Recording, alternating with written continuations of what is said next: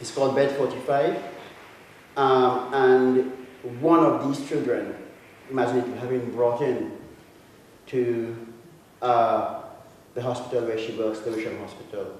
And Mavis' backstory is that she lost her son to the police also. She's a doctor, she's a middle-class black woman. I don't know if you all have any met with that, there are lots of them out there.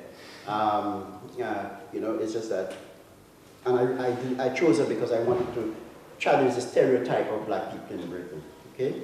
We don't have black writers, all we have is hoodies on the street or something, we don't, you know? Else I would be here. So she's at home and she gets called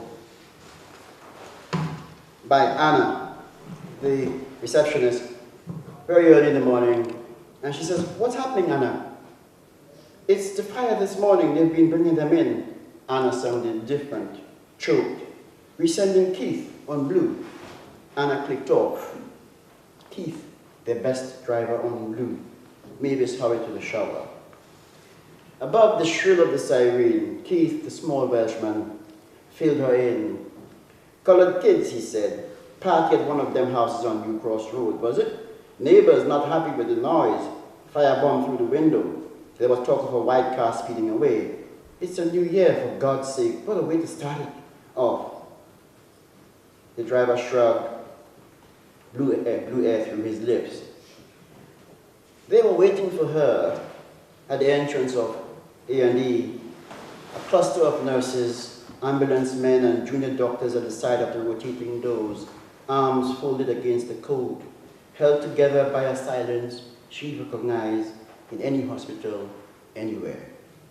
The tall Romanian nurse she knew as Nelu broke from the group, strode ahead, and stood at the open door of the lift. She heard her name, looked past Nelu to see Leah, her intern, skimming across the tiles, a clipboard against her chest. The intern ducked under Nelu's arms and positioned herself beside her. "Bed 45, she said, handing over the clipboard. "Anna called you in too?" Mavis said. Leah shook her head. "No, I had some catching up to do." She pointed at the clipboard. Female, about 15, not yet identified. Mavis looked up from the papers. "Just one?" Keith said 13. The girl raised pale blue eyes at her, then lowered her head.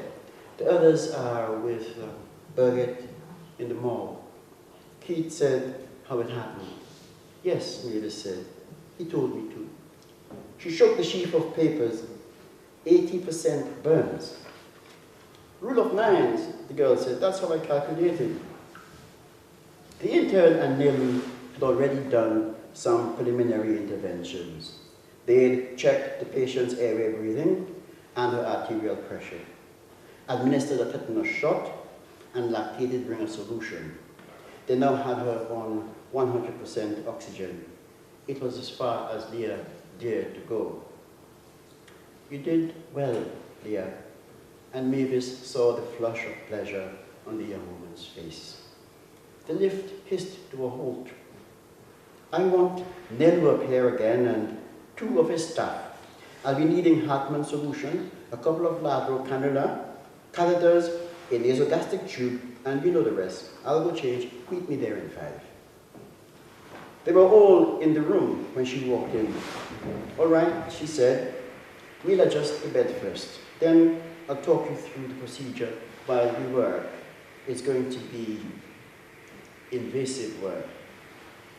She spoke to them in the low, flat tones she picked up from consultant Khan. It protected her, placed her at the necessary distance to maintain a steady hand. A voice leached of everything but the exacting logic of procedure. When she pulled herself out of it, the clock at the back of the room said 4:30. She thanked the team and took Leah's elbow. "Let's change and get some coffee." She felt the stiffness in the young woman's arm, looked at her and saw that her lower lip was trembling. "People should see this," Leah whispered. "People should see what they've done to her." Mavis urged her out of the room. Outside, the frost hadn't left the roofs of the outbuildings.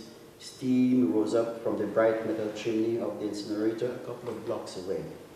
The usual throb and hum of voices, and beneath that, the low, almost tidal murmurs of bodies in distress. After 15 years, she still hadn't got used to it.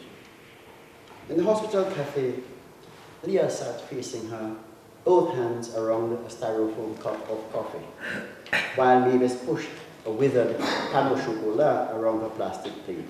From time to time, the intern raised her head at the padding of feet on the tiles and the chirpy banter of the woman at the coffee counter. Mavis pushed aside the untouched food.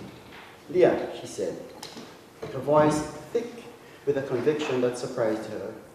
Your family would want you to stay and complete what you came to London for.